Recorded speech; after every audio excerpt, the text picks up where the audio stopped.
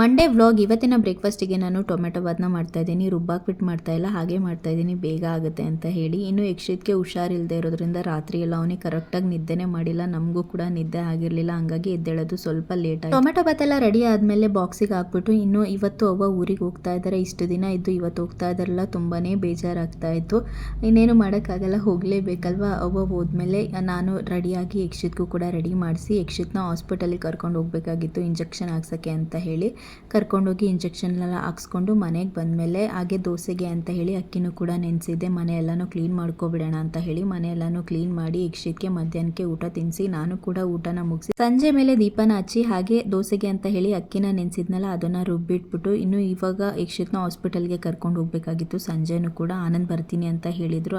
ಆಮೇಲೆ ಬರೋದು ಲೇಟ್ ಆಗುತ್ತೆ ಅಂತ ಹೇಳಿದರು. ಸರಿ ಇನ್ನೇನು ಮಾಡೋದು ಅಂತ ಹೇಳಿ ನಾನೇ ಆಟೋದಲ್ಲಿ ಹೋಗಿ ಯಕ್ಷಿತ್ಗೆ ಇಂಜೆಕ್ಷನ್ ಹಾಕ್ಸ್ಕೊಂಡು ಮನೆಗೆ ಕರ್ಕೊಂಡು ಬಂದೆ. ಇದಾಗಿತ್ತು ಇವತ್ತಿನ ವ್ಲಾಗ್. ಮತ್ತೆ ಸಿಗ್ತೀನಿ.